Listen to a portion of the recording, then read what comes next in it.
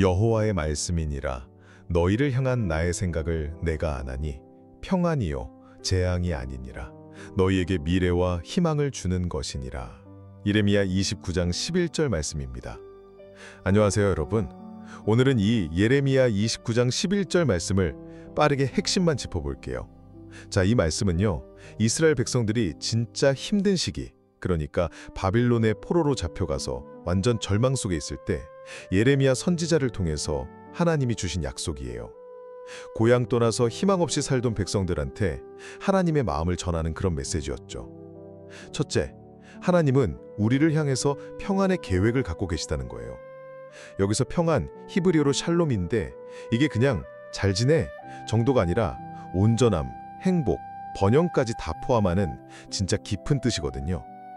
아무리 상황이 재앙 같아 보여도 하나님은 근본적으로 우리한테 좋은 걸 주시려는 분이라는 거죠. 우리 미래에 대한 청사진을 다 알고 계신다는 거예요. 둘째, 하나님의 계획은 우리한테 미래와 희망을 주기 위한 거라는 점이에요. 그 깜깜한 포로 생활 속에서도 하나님은 70년 뒤에는 꼭 회복될 거라는 구체적인 약속이랑 같이 이 말씀을 주셨어요. 이게 옛날 이스라엘 사람들한테만 해당되는 게 아니라 오늘 힘든 시간을 보내는 우리에게도 똑같이 적용돼요. 결국엔 회복될 거라는 희망을 붙잡게 하는 거죠. 셋째, 하나님의 생각을 믿을 때 진짜 힘이란 평안을 얻을 수 있다는 거예요.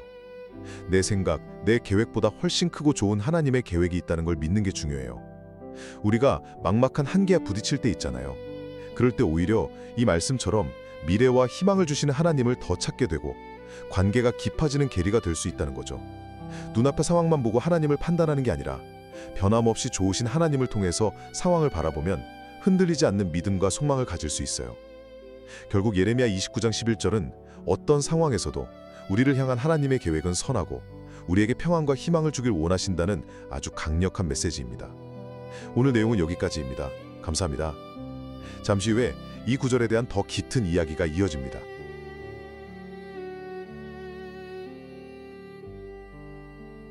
여호와의 말씀이니라. 너희를 향한 나의 생각을 내가 아나니 평안이요 재앙이 아니니라. 너희에게 미래와 희망을 주는 것이니라. 안녕하세요. 방금 읽어드린 예레미야 29장 11절 말씀. 정말 많은 분들의 마음을 울리고 또 삶에 큰 힘이 되어주는 그런 구절이죠. 저 역시 개인적으로 참 아끼고 위로를 받았던 말씀인데요. 근데 어느 날 문득 그런 생각이 들더라고요. 우리가 이 말씀의 아름다움에 감탄하면서도 혹시 그 속에 담긴 더 깊은 의미나 이 말씀이 처음 주어졌던 그 절박했던 상황을 좀 놓치고 있는 건 아닐까 하고요. 어쩌면 그냥 표면적인 위로 너머에 훨씬 더 강인한 메시지를 우리가 간과하고 있는 건 아닌지. 정말 중요한 질문을 던져주셨어요. 네, 맞습니다. 이 구절이 성경 전체에서도 정말 손꼽힐 만큼 많은 사랑을 받잖아요. 그런데 그 본래의 맥락, 그러니까 이 편지를 처음 받았던 사람들의 삶의 자리를 알게 될 때 그 의미가 비교할 수 없을 만큼 깊어지고 풍성해집니다. 단순히 다 잘 될 거야 하는 그런 막연한 위로가 아니고요. 때로는 정말 견디기 힘든 현실 속에서도 붙잡을 수 있는 아주 실제적이고 단단한 희망의 본질을 마주하게 되죠. 그래서 오늘 우리는 이 말씀이 태어난 그 역사적 배경 속으로 한번 함께 걸어 들어가 보려고 해요. 평안, 재앙, 미래, 희망, 이 단어들이 원래 어떤 무게와 색깔을 가지고 있었는지 좀 깊이 탐색하면서 익숙한 이해를 넘어서는 이 말씀의 진정한 심장 소리를 당신과 함께 들어보는 거죠. 좋습니다. 그럼 가장 먼저 이 놀라운 약속, 이 희망의 메시지를 처음 받아들였던 사람들, 그들은 누구였고 또 어떤 상황에 놓여 있었는지부터 자세히 좀 알아볼까요? 네, 이 말씀은 예레미야라는 선지자가 아주 먼 곳, 바벨론이라는 땅에 보낸 편지의 한 구절입니다. 때는 기원전 한 6세기경, 지금으로부터 대략 2600년 전쯤의 일이죠. 편지를 받은 사람들은 바로 유다 백성들이었습니다. 당시 세계를 호령하던 그 초강대국 바벨론 제국에 의해서 자신들의 나라인 유다가 멸망하고 고향 땅에서 강제로 수천 킬로미터 떨어진 타국 땅으로 끌려가서 포로 신세로 살아가던 이들이었죠. 그들의 심정이 어땠을지 한번 상상해 보세요. 나라는 흔적도 없이 사라졌고 민족의 자존심과 주권은 완전히 짓밟혔습니다. 삶의 중심이자 신앙의 기둥이었던 예루살렘 성전은 무참히 파괴되었거나 파괴될 운명에 처해 있었죠. 사랑하는 가족과 이웃을 잃고 익숙했던 모든 것들과 강제로 이별해야 했고요. 그리고 도착한 곳은 낯설고 적대적인 이방 땅. 그것도 자신들의 조국을 멸망시킨 원수의 나라 한복판이었습니다. 그들이 느꼈을 불안감, 절망감, 상실감은 정말 가히 짐작하기 어렵습니다. 마치 온 세상이 무너져 내리고 존재의 뿌리마저 뽑혀버린 듯한 그런 깊은 절망감 속에 있었을 겁니다. 와, 듣기만 해도 정말 가슴이 먹먹해지네요. 정말 모든 것이 끝났다고 생각했을 것 같아요. 그야말로 칠흑 같은 어둠 속이었을 텐데. 그런 사람들에게 예레미야의 편지, 특히 우리가 잘 아는 이 11절의 말씀이 어떻게 희망이 될 수 있었을까요? 뭔가 좀 우리가 놓치고 있는 부분이 있는 것 같아요. 바로 그 지점의 핵심입니다. 많은 사람들이 11절의 이 아름다운 약속만 딱 따로 떼어 기억하지만 사실 예레미야는 이 약속을 전하기 바로 직전에 포로들이 듣기에는 너무나 충격적이고 받아들이기 힘든 현실을 먼저 선포합니다. 이게 굉장히 중요해요. 충격적인 현실이라면 어떤 내용이었나요? 위로를 전하는 편지가 아니었나요? 당시 포로들 사이에 서면 우리는 곧 고향으로 돌아갈 수 있다. 이 고생은 금방 끝날 것이다. 이런 희망 섞인 소문들이 퍼져나가고 있었어요. 아마 거짓 선지자들이 그런 달콤한 말로 사람들을 현혹했을 수도 있고요. 그런데 예레미야는 하나님의 진짜 뜻은 그게 아니라고 아주 단호하게 선언합니다. 그들의 포로 생활이 잠깐의 시련으로 끝나지 않을 것이고 무려 70년이라는 긴 시간 동안 계속될 것이라고 예언한 거죠. 바로 앞선 10절의 내용입니다. 바벨론에서의 70년이 다 차면 내가 너희를 돌보고 나의 선한 약속을 너희에게 이루어 너희를 다시 이곳으로 돌아오게 하겠다. 70년이라고요? 잠깐만요. 70년이면 당시 포로로 끌려갔던 사람들 대부분은 살아생전 다시는 고향 땅을 보지 못한다는 의미 아닌가요? 이건 희망을 주기는커녕 오히려 절망을 더 짙게 만드는 말처럼 들리는데요. 정확히 보셨습니다. 그래서 이 편지가 처음 도착했을 때 많은 포로들이 얼마나 혼란스러워하고 또 분노했을지 상상해 볼 수 있죠. 게다가 예레미야는 여기서 멈추지 않고요. 한술 더 떠서 그들에게 여기 바벨론에서 아예 정착해서 살라고 권고합니다. 4절부터 7절을 보면 그 내용이 나오는데 집을 짓고 밭을 일구고 자녀를 낳아 번성하라고 말해요. 심지어는 너희를 포로로 잡아온 바로 그 바벨론 도시의 평안을 위해 기도하라고까지 합니다. 왜냐하면 그 도시가 평안해야 너희도 평안할 것이기 때문이라는 정말 납득하기 어려운 명령이죠. 아니, 원수 같은 나라, 우리를 멸망시킨 그 도시를 위해 기도하라니요. 하루빨리 돌아가고 싶었을 텐데 이건 정말 받아들이기 힘든 요구였겠어요. 그렇죠. 예레미야는 귀에 달콤하게 들리는 그런 거짓 희망 대신에 차갑고 냉혹하지만 정직한 현실을 똑바로 마주하라고 촉구한 겁니다. 그리고 8절과 9절에서는 너희 가운데 있는 선지자나 점쟁이들이 전하는 헛된 꿈이나 예언에 속지 말라고 아주 강력하게 경고합니다.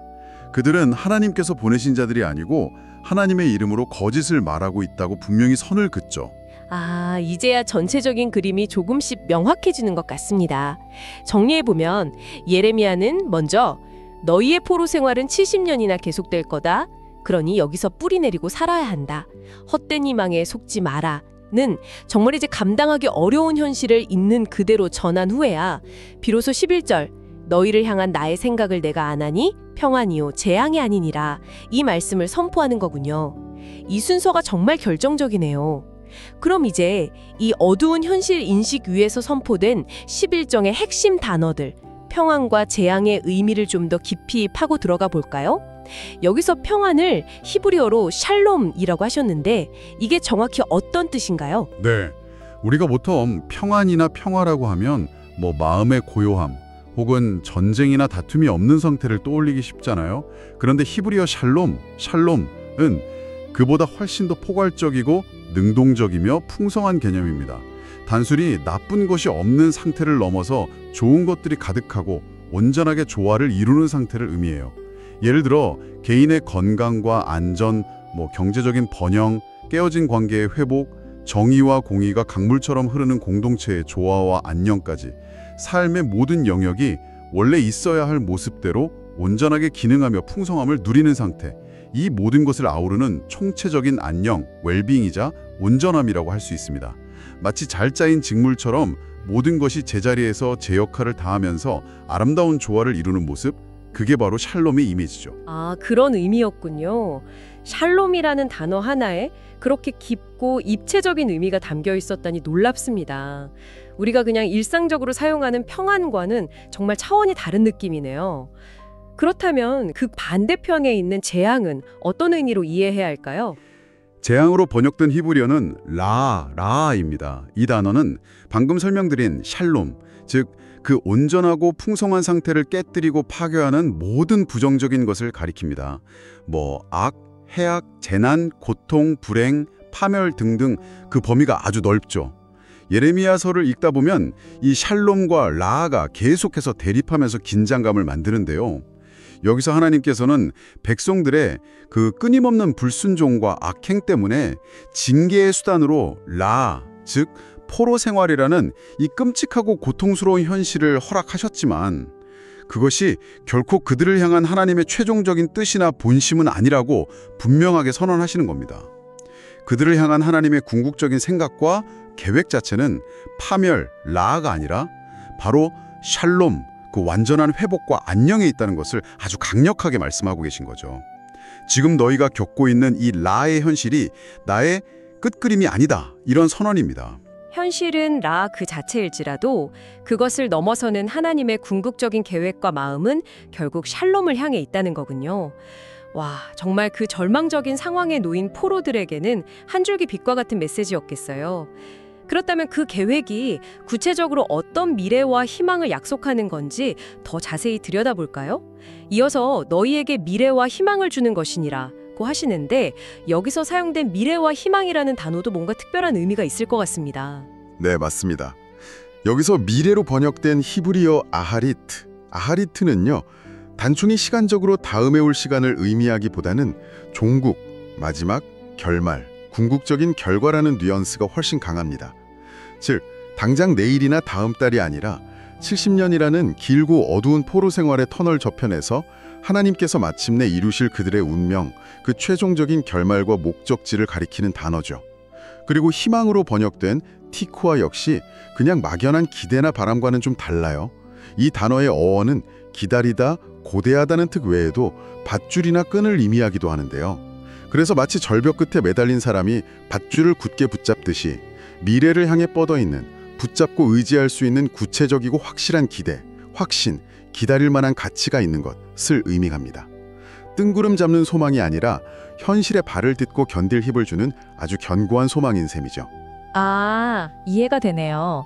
그러니까 미래와 희망을 준다는 약속은 당장 눈앞의 문제가 해결될 거라는 그런 달콤한 약속이 아니라 비록 70년이라는 상상하기도 힘든 긴 시간이 걸릴지라도 결국에는 하나님의 선하신 목적과 계획, 그 궁극적인 샬롬, 이 반드시 성취될 것이라는 하나님의 신실하심에 근거한 흔들리지 않는 보증소표 같은 거였군요. 바로 그렇습니다. 이건 단기적인 상황 개선이나 개인적인 소원 성취에 대한 약속이라기보다는 영원하시고 변함없으신 하나님의 성품과 그분의 주권적인 계획에 깊이 뿌리내린 장기적인 약속입니다. 그래서 이 말씀은 당장의 고통을 마법처럼 사라지게 하는 주문이 아니라 오히려 그 고통의 시간을 믿음으로 인내하며 통과할 수 있는 힘과 이유를 제공하는 진짜 소망, 티쿠아가 되는 것입니다. 듣고 보니 사실 많은 사람들이 이 구절을 좀 개인적인 성공이나 축복 또는 지금 겪고 있는 어려움이 금방 잘 해결될 거라는 일종의 보증처럼 받아들이는 경향이 있는 것 같아요. 솔직히 저도 힘들 때 이 구절 보면서 그래, 하나님께서 나를 위해 좋은 계획 갖고 계시니까 이 문제는 곧 잘 풀릴 거야 이렇게 생각하면서 스스로를 위로했던 적이 많거든요. 이런 해석이 완전히 틀렸다고 할 수는 없겠지만 오늘 이야기를 쭉 들어보니까 조금 더 깊이 생각해봐야 할 지점들이 있는 것 같네요. 네, 하나님께서 우리 한 사람 한 사람을 정말 귀하게 여기시고 각자의 삶을 향한 선한 계획을 가지고 계시다는 믿음 자체는 너무나 소중하고 성경적인 진리입니다. 그 점은 오해해서는 안 돼요. 하지만 예레미야 29장 11절의 이 구체적인 약속은 그 1차적인 의미에서는 포로 생활이라는 민족 전체의 극심한 고난 속에서 주어진 것이며 이스라엘 공동체 전체의 회복과 그들의 궁극적인 미래, 아하리트에 대한 하나님의 거시적인 계획 선언이었습니다. 따라서 이 약속을 원래의 역사적, 공동체적 맥락을 고려하지 않고 오로지 개인의 즉각적인 형통, 소원 성취, 문제 해결을 보장하는 무슨 만병통치약처럼 해석하는 것은 본래의 풍성한 의미를 좀 축소시킬 위험이 있습니다. 개인의 삶을 넘어서는 더 큰 하나님의 이야기, 즉 공동체의 회복이라는 그림 안에서 이 말씀을 이해할 때 그 진정한 가치가 드러납니다. 그래서 어떤 분들은 이 구절을 자칫 잘못 사용하면 마치 하나님을 내 소원을 이루어주는 무슨 도깨비 방망이나 요술램프의 지니처럼 취급하게 될 위험이 있다고 경고하기도 하더라고요. 내가 원하는 계획 ABC가 있는데 하나님이 이 말씀을 통해 그것들을 다 이루어 주실 거야. 이렇게 생각하는 방식 말이죠. 네, 그런 오해는 분명히 경계해야 할 부분입니다. 이 구절은 우리가 원하는 것을 즉각적으로 얻어낼 수 있는 백지수표가 아니죠. 하지만 그렇다고 해서 이 구절이 오늘을 살아가는 우리에게 아무런 의미가 없다는 뜻은 결코 아닙니다. 이 구절에 담긴 근본적인 진리, 즉 하나님께서는 아무리 깊은 절망과 고통의 한복판에서도 여전히 당신의 백성을 향한 선하고 회복적인 계획, 궁극적인 샬롬을 향한 계획을 가지고 계시며 그들에게 참된 미래, 아하리트와 붙잡을 수 있는 견고한 희망, 티크와를 주시는 분이라는 그 핵심 원리는 시대를 초월하여 오늘 우리에게도 동일하게 유효합니다. 특히 이 모든 약속이 궁극적으로는 예수 그리스도를 통해 성취된 구원의 빛 아래서 조명될 때 더욱 강력한 의미를 갖게 되죠. 이 말씀은 우리에게 당장의 문제 해결을 하나님께 요구하기보다 때로는 이해할 수 없는 고난 속에서도 하나님의 더 크고 선하신 계획과 그분의 때를 신뢰하며 인내하도록 우리를 조용히 초대합니다. 정말 중요한 지점을 짚어주셨네요. 결국 핵심은 지금 당장의 편안함이나 빠른 문제 해결이 아니라 길고 어두워 보이는 시간을 통과하는 과정 속에서도 결국 모든 것을 합력하여 선을 이루실 하나님의 궁극적인 선하심과 그분의 큰 그림을 신뢰하는 것, 이게 중요하군요. 아까 자료 중에 아픔을 겪는 성도들을 위해 기도하면서 이 말씀을 붙드는 목사님 이야기가 있었는데 그것도 당장 고통이 뭐 기적처럼 사라지리라는 그런 기대보다는 그 모든 상황을 아우르시고 결국 완전한 샬롬으로 이끄실 하나님의 신실하신 계획에 대한 깊은 믿음과 소망의 표현이었겠네요. 정확히 그렇습니다. 이 말씀은 우리 안에 인내와 믿음을 심고 자라게 하는 말씀이죠. 그리고 한 가지 더 주목할 점은요. 이 놀라운 희망의 약속, 11절 바로 뒤에 12절과 13절이 따라온다는 사실입니다.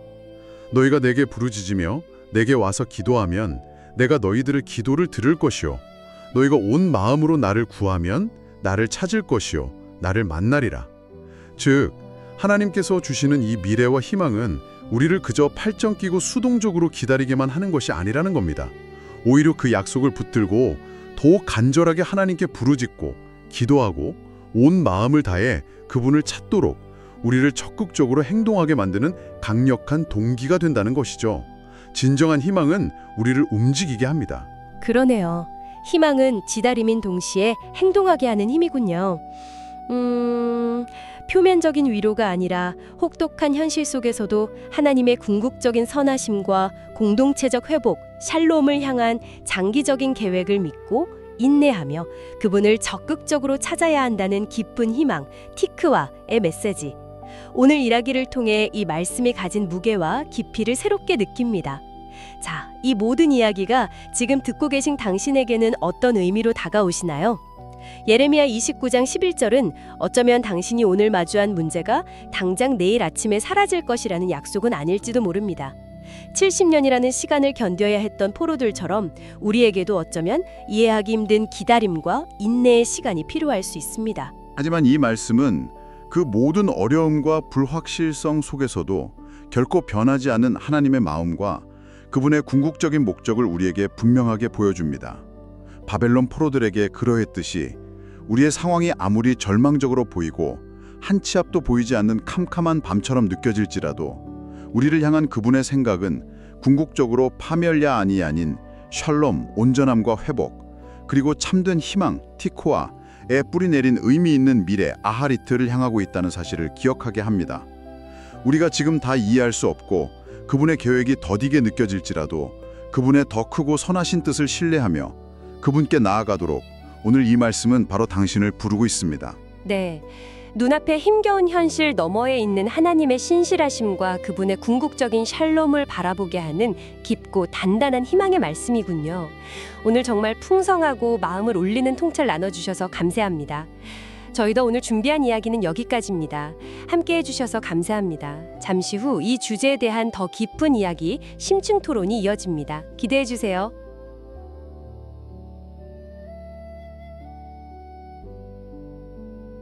여호와의 말씀이니라. 너희를 향한 나의 생각을 내가 아나니 평안이요 재앙이 아니니라. 너희에게 미래와 희망을 주는 것이니라. 예레미야 29장 11절 말씀입니다. 디드베이트에 오신 것을 환영합니다.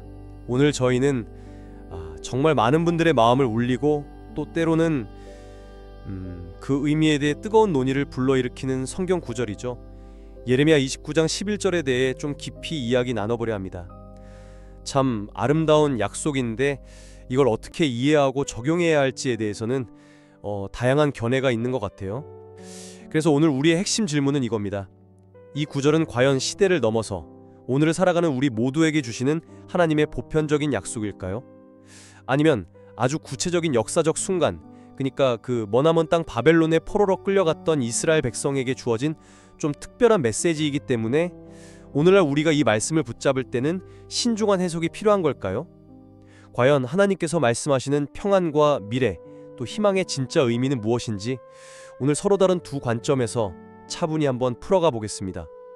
저는 이 구절이 비록 특정 역사적 배경 속에서 주어졌지만 그 안에 담긴 하나님의 마음, 그러니까 우리를 향한 그 선한 계획과 희망의 약속은 시대를 초월해서요, 오늘날 우리 각자에게도 깊은 위로와 힘을 주는 보편적인 진리다, 이런 입장에서 이야기하겠습니다. 네, 저는 이 구절을 이해하기 위해서는 무엇보다 그 말씀이 처음 선포되었던 그 절박한 역사적 상황, 그리고 원래 듣는 대상이었던 그 이스라엘 공동체에 좀 초점을 맞춰야 한다고 생각합니다. 그래서 오늘날 개인의 상황에 이 구절을 직접 대입하는 것은 본래의 그 깊은 의미를 온전히 담아내기에는 좀 어려울 수 있다. 이런 관점에서 말씀을 드려보겠습니다. 네, 좋습니다. 그럼 제 생각부터 좀 더 자세히 말씀드려 볼게요. 아시다시피 예레미야 29장 11절은 정말 오랫동안 수많은 사람들에게, 특히 그 고통과 절망의 시간을 통과하는 분들에게 큰 위로와 어떤 희망의 등불이 되어 주었거든요. 너희를 향한 나의 생각은 평안이요 재앙이 아니다. 너희에게 미래와 희망을 주는 것이다. 와, 이게 얼마나 힘이 되는 말씀인가요? 저는 이 약속 안에 나타난 그 하나님의 마음, 즉 당신의 백성을 아끼고 사랑하시면서 그들에게 좋은 것을 주고자 하시는 그 선하신 의지, 이것은 특정 시대나 민족에게만 국한되는 것이 아니라고 믿습니다. 왜냐하면 하나님은 어제나 오늘이나 동일하시고 그분의 성품은 변하지 않으시잖아요. 그렇죠. 그렇다면 그 선하신 계획 역시 어느 시대에나 당신은 믿는 사람들에게 유효한 것 아닐까요? 평안을 원하고 더 나은 미래와 희망을 갈망하는 것은 모든 인간의 보편적인 마음일 겁니다. 하나님께서 바로 그 마음을 아시고 내가 너희를 위해 좋은 것을 계획하고 있다, 이렇게 말씀해 주시는 것 그 자체가 정말 큰 힘이 됩니다. 물론 이 말씀이 1차적으로는 그 바벨론 포로 공동체, 그 집단에게 주어진 메시지라는 점은 저도 인정합니다. 네. 하지만 하나님은 큰 공동체를 향해 말씀하실 때에도 그 안에 있는 한 사람 한 사람의 아픔과 눈물을 외면하시는 분은 아니라고 생각해요. 너희를 향한 나의 생각에서 그 너희라는 말 속에는 분명 그 시대를 살았던 개개인의 삶을 향한 하나님의 세밀한 관심과 계획도 저는 포함되어 있다고 봐요. 그래서 우리는 역사적 배경을 충분히 존중하면서도 그 너머에 있는 핵심 원리, 그러니까 하나님은 당신의 백성을 위해 궁극적으로 선한 미래와 희망을 계획하신다는 이 진리 자체를 오늘 우리의 삶에 적용하면서 위로와 소망을 얻을 수 있다, 저는 그렇게 생각합니다. 네, 말씀하신 것처럼 이 구절이 많은 분들에게 큰 힘이 된다는 점은 저도 충분히 공감합니다. 정말 그래요. 하지만 성경 말씀을 대할 때, 특히 구약의 예언 말씀을 볼 때는 그 말씀이 처음 주어진 그 역사적, 문화적, 또 문학적 맥락을 신중하게 살펴보는 것이 정말 중요하다고 생각해요. 자, 한번 그 시대로 돌아가 볼까요? 예레미야 29장의 첫 번째 독자들은 누구였을까요? 바로 조국 유다가 바벨론 제국에 의해 멸망당하고 수많은 사람들이 포로로 끌려가서 정말 절망적인 상황에 놓여 있던 유다 백성들이었습니다. 한번 상상해 보세요. 나라는 사라졌고 하나님의 임재의 상징이었던 성전은 파괴될 위기에 처했고 익숙한 고향 땅을 떠나서 낯선 이방 땅에서 언제 끝날지 모르는 포로 생활을 시작해야 했습니다. 이건 단순히 정치적, 사회적 고난을 넘어서 하나님의 선택받은 백성이라는 그 정체성 자체가 뿌리째 흔들리는, 그야말로 모든 것이 무너져 내리는 듯한 뭐랄까 탈창조와 같은 경험이었을 겁니다. 이런 암담한 현실 속에서 어떤 거짓 선지자들은 걱정 마라, 하나님이 곧 한 2년 안에 우리를 고영으로 돌려보내실 것이다 와 같이 사람들의 귀를 즐겁게 하는 그런 희망을 선포했어요. 예레미야 28장의 하나냐처럼 말이죠. 듣기에는 참 좋았겠죠. 하지만 예레미야를 통해 전달된 하나님의 진짜 메시지는 정말 충격적이었습니다. 아니나 너희는 오히려 이곳 바벨론에 뿌리를 내려라. 집을 짓고 밭을 일구며 결혼하여 자녀를 낳고 번성하라. 심지어 너희를 포로로 잡아온 저 바벨론 성읍의 평화를 위해 기도하라는 것이었죠. 렘 29.4-7. 왜냐고요? 이 고통의 시간은 금방 끝나지 않고 무려 70년이라는 긴 세월 동안 계속될 것이기 때문이었습니다. 렘 29.10. 바로 이 길고 어두운 터널과 같은 현실을 먼저 직시하라는 명령 뒤에 오늘 우리가 나누는 11절의 약속이 주어지는 겁니다. 내가 너희를 향해 갖고 있는 생각은 재앙이 아니라 평안이다. 너희에게 미래와 희망을 주려는 것이다. 여기서 중요한 것은 이 약속이 포로 생활 중인 개개인에게 지금 당장 주어지는 어떤 개인적인 축복이나 문제 해결을 의미하는 것이 아니었다는 점입니다. 이것은 70년이라는 인고의 시간이 다 지난 후에야 비로소 성취될 미래, 즉 민족 공동체 전체가 고국으로 돌아와 다시 회복될 것에 대한 약속이었어요. 너희라는 복수명사가 계속 사용되는 것도 이 약속이 본질적으로 개인의 안위나 성공보다는 이스라엘이라는 언약 공동체의 회복에 초점이 맞춰져 있음을 보여주는 거죠. 따라서 이 역사적 맥락을 생략하고 하나님이 나에게 좋은 미래와 희망을 약속하셨다고 곧바로 개인적인 차원에 적용하는 것은 어쩌면 이 말씀이 담고 있는 본래의 무게와 깊이를 다소 가볍게 만들거나 오해할 소지가 있다고 생각합니다. 네, 그 역사적 맥락의 중요성 그리고 그 70년이라는 시간의 무게에 대해서는 저도 깊이 공감합니다. 정말 암담하고 고통스러운 현실이었겠죠. 그리고 그 약속이 1차적으로 공동체 전체 회복을 향하고 있다는 점도 맞습니다. 하지만 그렇다고 해서 그 약속 속에 담긴 하나님의 마음, 즉 당신의 백성이 재앙 가운데 있기를 원치 않으시고 궁극적으로는 평안과 미래, 희망을 주시려는 그 선하신 의도 자체마저 특정 시대에만 이렇게 갇혀 있다고 봐야 할까요? 저는 그 하나님의 마음 자체는 시대를 초월하는 보편적인 진리라고 생각해요. 그리고 바로 그 진리가 오늘날 다양한 모양의 포로 상태, 예를 들어 질병이나 실패, 관계의 어려움, 내면의 절망감 같은 그런 상황 속에서 살아가는 우리 개개인에게 실질적인 위로와 다시 일어설 힘을 주는 것 아닐까요? 하나님께서 특정 시대의 이스라엘 백성에게만 선한 계획을 가지셨던 것이 아니라 오늘날 당신을 믿고 따르는 모든 자녀들에게도 여전히 동일하게 좋은 것을 계획하고 계시다고 믿는 것이 이게 왜 잘못된 적용일까요? 오히려 그 변함없는 하나님의 성품과 계획에 대한 신뢰가 오늘 우리에게 절실히 필요한 희망의 근거가 된다고 생각합니다. 그렇다면 이 말씀이 오늘날 고통받는 이들에게 주는 그 실질적인 위로는 어떻게 설명해야 할까요? 그것이 단순한 오해나 자기 위안 일꾼일까요? 물론 그 위로 자체를 폄하하려는 것은 절대로 아닙니다. 말씀이 주는 감동과 힘은 분명히 실제하죠. 네. 하지만 그 위로의 근거를 우리가 어떻게 이해하느냐는 중요하다고 생각해요. 하나님의 선하신 성품이 변하지 않는다는 점에는 저도 전적으로 동의합니다. 하지만 이 구절을 너무 쉽게 나를 향한 즉각적인 축복으로 연결지을 때 좀 놓치게 되는 중요한 점들이 있어요.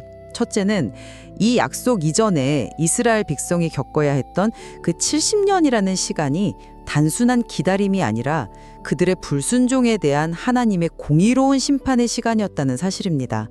둘째는 약속된 회복의 내용이 그냥 막연한 좋은 일이 아니라 포로에서의 귀환과 공동체 재건이라는 아주 구체적이고 역사적인 사건이었다는 점이죠. 만약 이런 맥락을 생략하고 약속 부분만 딱 떼어내서 나의 성공, 나의 소원 성취를 위한 약속으로 삼는다면 자칫 하나님을 내가 원할 때마다 좋은 것을 그냥 내어주시는 분, 마치 알라딘 램프의 진이나 크리스마스 선물을 주는 산타클로스처럼 여기게 될 위험이 있다는 지적이 있습니다. 이런 태도를 성구 뽑기, 프루프 텍스팅이라고도 하죠. 아시겠지만 성경 전체의 흐름이나 원래 문맥은 무시하고 특정 구절만 입맛에 맞게 가져다 쓰는 방식입니다. 하나님의 계획은 때로 우리의 기대와 다르고 개인의 행복을 넘어서는 훨씬 크고 장기적인, 때로는 우리가 이해하기 어려운 방식으로 이루어집니다. 이 구절의 약속 역시 이스라엘의 죄에 대한 심판이라는 그 아픈 현실 후에 주어지는 공동체 회복이라는 거대한 구속사적 그림 안에서 이해해야 그 의미가 더 깊어진다고 생각해요. 하나님의 선하심을 인정하면서도 그 70년이라는 심판의 시간을 건너뛰고 약속만 취하는 것이 과연 이 말씀을 온전히 대하는 태도일까요? 그리고 평안이라고 번역된 히브리어 샬롬의 의미를 조금 더 깊이 들여다볼 필요가 있어요. 우리는 보통 샬롬하면 마음의 평화나 걱정 없는 상태를 떠올리기 쉬운데 사실 히브리어 샬롬은 훨씬 더 풍성하고 총체적인 개념입니다. 이게 단순히 전쟁이나 갈등이 없는 상태를 넘어서 건강, 경제적인 안정, 사람들 사이의 올바른 관계, 사회적인 정의, 심지어 자연과의 조화 등등 삶의 모든 영역이 하나님께서 본래 의도하신 대로 온전하고 조화롭게 기능하면서 풍성함을 누리는 상태를 의미해요. 이것은 개인적인 차원을 넘어서 공동체 전체의 안녕과 번영을 포함하는 개념이죠. 하나님께서 예레미야를 통해 약속하신 것은 바로 이러한 총체적인 공동체적 샬롬의 회복이었습니다. 반면 포로 생활의 현실은 그 반대 개념인 재앙, 히브리어로 라아였죠. 라아는 샬롬을 깨뜨리는 모든 부정적인 것, 악, 해악, 재난, 고통, 불화 등을 포괄하는 단어입니다. 물론 하나님의 궁극적인 계획은 당신의 백성을 향한 샬롬이지만 그들이 겪고 있는 라아는 그들의 불순종이 불러온 피할 수 없는 결과였음을 이 말씀은 함께 보여주고 있는 거거든요. 따라서 샬롬을 단순히 개인의 내적 평안이나 물질적 번영 정도로 축소해서 이해하면 하나님께서 약속하신 그 풍성한 회복의 그림을 놓치게 될 수 있다고 봅니다. 샬롬의 그 깊고 총체적 의미 정말 중요하고 아름다운 개념이네요. 공동체 전체의 온전한 회복이라는 그 큰 그림에 대해서도 충분히 이해가 됩니다. 하지만 그 공동체적 샬롬이라는 큰 우산 아래에서 개개인의 삶에서 경험하는 샬롬은 전혀 의미가 없는 걸까요? 저는 오히려 그 큰 그림을 이루어 가시는 과정 속에서 하나님은 여전히 그 안에 있는 한 사람 한 사람의 삶에도 작은 샬롬들을 심으시고 또 그것을 경험하게 하신다고 믿고 싶어요. 우리가 각자의 힘겨운 현실 속에서도 때때로 맛보는 그 내적인 평안 혹은 관계의 회복, 작은 감사와 기쁨 같은 것들이 어쩌면 장차 완성될 그 완전한 샬롬의 그림자이자 미리 맛보는 예표, 포르테이스트가 될 수는 없을까요? 온전함을 향한 하나님의 열망이 공동체뿐만 아니라 개인에게도 흘러들어와서 개인이 경험하는 작은 샬롬들이 모여 결국 공동체의 큰 샬롬을 이루어가는 과정이다. 이렇게 볼 수도 있지 않을까요? 원어의 의미를 곱씹어 볼 필요가 있어요.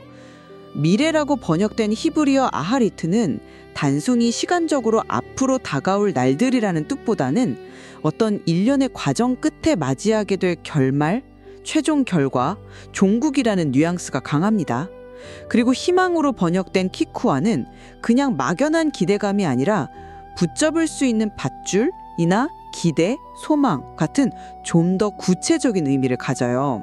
즉, 하나님께서 주시겠다고 약속하신 미래와 희망은 포로라는 그 깜깜하고 절망적인 현실 속에서 70년이라는 까마득한 시간을 견뎌내야 했던 이스라엘 백성들에게 하나님의 변치 않는 약속과 신실하심에 근거해서 끝까지 인내할 수 있도록 내려주신 소망의 밧줄과 같았다는 거죠.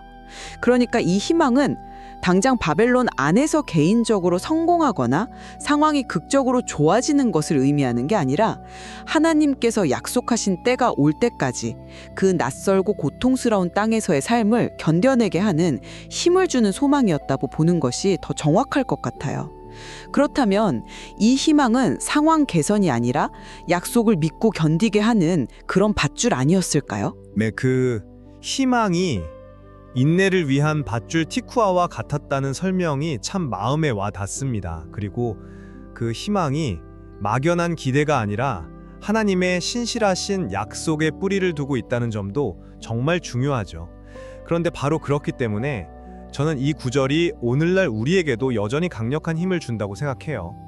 우리의 상황이 고대 이스라엘의 포로 생활과 문자 그대로 같지는 않겠지만 우리도 각자의 삶에서 길고 어두운 터널을 지날 때가 있고 또 이해할 수 없는 고난 앞에서 인내하며 버텨야 할 때가 분명히 있잖아요. 바로 그럴 때 하나님께서 결국에는 나를 위해 좋은 결말, 아하리트를 예비하고 계신다는 신뢰, 그리고 그 약속의 밧줄 티쿠아를 붙잡을 수 있다는 믿음이 우리에게 오늘을 견디고 내일을 향해 나아갈 힘과 소망을 주는 것 아닐까요? 그 밧줄 티쿠아가 오늘 우리 각자의 손에도 쥐어져서 인내할 힘을 주는 것 아닐까요? 그 좋은 미래에 대한 희망, 그리고 하나님을 향한 신뢰 자체는 시대를 초월해서 여전히 유효한 개인적인 적용이라고 생각합니다. 이론의 여지가 없습니다. 그런 점에서 오늘날 우리에게도 분명 의미 있는 원리를 제공하죠. 하지만 이 구절을 오늘날 우리에게 직접적으로 그리고 올바르게 적용하기 위해서는 반드시 거쳐야 할 중요한 해석학적 다리가 있다고 생각합니다. 바로 예수 그리스도와 그분이 십자가와 부활을 통해 성취하신 새 언약입니다. 흥미롭게도 예레미야 선지자 자신도 이 29장의 약속 이후에 31장에서 돌판이 아닌 마음판에 새길 새 언약을 예고하지 않습니까? 오늘날 우리 신자들이 붙잡아야 할 궁극적인 샬롬과 미래와 희망은 이 구절을 문자적으로만 받아들여서 기대하기 쉬운 어떤 세상적인 성공이나 형통이 아니라 바로 그리스도를 통해 죄의 문제를 해결받고 하나님 아버지와의 관계가 회복되며 영원한 생명을 얻는 것에서 찾아야 한다고 생각해요. 그런 관점에서 본다면 예레미야 29장 11절은 그 자체로 독립적인 만능 약속이라기보다는 이스라엘의 실패와 심판, 그리고 그럼에도 불구하고 신실하게 그들을 회복시키시는 하나님의 주권적인 구원 계획이라는 더 큰 이야기 속에서 이해해야 할 중요한 한 부분입니다. 이 약속의 진정한 성취는 세상적 성공이 아니라 그리스도를 통해 오는 하나님과의 화해와 영생 아닐까요? 따라서 특정 구절만 떼어내어 내 상황에 바로 적용하려는 그런 유혹을 경계하고 반드시 성경 전체의 맥락, 특히 모든 약속의 궁극적인 성취이신 그리스도의 관점에서 이 구절을 이해하고 적용하려는 노력이 필요하다고 간주하고 싶습니다. 물론 그리스도 안에서 주어진 새 언약이야말로 우리의 궁극적인 소망의 근거라는 점에는 전적으로 동의합니다. 하지만 저는 여전히 예레미야 29장 11절이 그 자체로도 오늘 우리에게 희망을 주는 강력한 메시지가 될 수 있다고 생각해요. 역사적 맥락을 존중하고 그리스도를 통한 궁극적인 성취를 바라보면서도 이 구절이 보여주는 하나님의 근본적인 마음, 즉 당신의 자녀들을 향한 그분의 생각은 언제나 벌이나 재앙이 아니라 평안이며 절망이 아닌 미래와 희망이라는 그 사실 자체는 변하지 않는 진리입니다. 비록 이 약속을 받았던 원래 대상과 우리의 상황은 다르지만 이 구절에 분명하게 드러난 하나님의 선하신 성품과 우리를 향한 궁극적인 소망의 약속이라는 원리는 오늘날에도 여전히 개인에게 큰 격려와 위로, 그리고 내일을 살아갈 힘을 준다고 다시 한번 강조하고 싶습니다. 그리스도 안에서 궁극적인 소망을 찾는다고 해서 예레미야를 통해 보여주신 그 평안을 주려는 하나님의 마음 자체를 붙잡는 것이 왜 잘못된 적용일까요? 그 마음이 오늘 나를 향하고 있다는 믿음이 왜 소중하지 않겠습니까? 저는 이 구절의 핵심이자 1차적인 의미는 그 멸망과 포로라는 극심한 고통 속에 있던 이스라엘 공동체를 향한 하나님의 구체적인 미래 회복 약속, 즉 70년이라는 심판의 기간 이후에 있을 귀환과 공동체 재건에 있다는 점을 마지막으로 강조하고 싶습니다. 물론 이 약속을 통해 우리는 하나님의 선하신 성품과 그분의 신실하심을 엿볼 수 있습니다. 하지만 그 원래 의미와 역사적 맥락을 충분히 고려하지 않고 마치 개인의 소원 성취를 위한 부적처럼 이 구절을 사용하는 것은 경계해야 한다고 생각합니다. 우리가 붙잡아야 할 참된 소망은 특정 성경 구절에 대한 자의적인 해석이 아니라 예수 그리스도 안에서 온전히 계시되고 성취된 하나님의 더 크고 놀라운 구원 계획 전체에 있습니다. 특정 구절의 아름다움에 매료되는 것을 넘어서 성경 전체가 들려주는 더욱 풍성하고 균형 잡힌 메시지에 귀 기울이는 지혜가 우리 모두에게 필요하다고 생각합니다. 네, 오늘 우리는 예레미야 29장 11절이라는 정말 많은 사람들에게 사랑받는 동시에 다양한 해석의 여지를 가진 한 구절을 놓고 여러 관점에서 깊이 있는 이야기를 나누었습니다. 들어주신 여러분도 느끼셨겠지만 저희 두 사람 모두 이 구절이 우리를 향한 하나님의 선하신 성품과 궁극적인 희망을 보여준다는 점에는 공감하는 것 같습니다. 다만 오늘날 우리 개인의 삶에 이 구절을 얼마나 직접적으로 또 어떤 방식으로 적용하는 것이 가장 바람직한지에 대해서는 서로 강조점이 조금 달랐던 것 같네요. 맞습니다.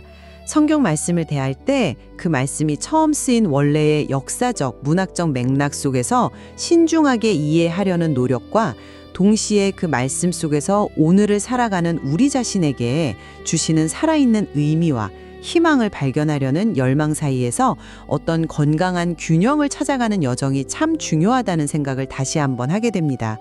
어느 한쪽으로 치우치기보다 이 두 가지를 함께 끌어안고 씨름하는 과정 속에서 더 깊은 깨달음을 얻게 되는 것 같아요.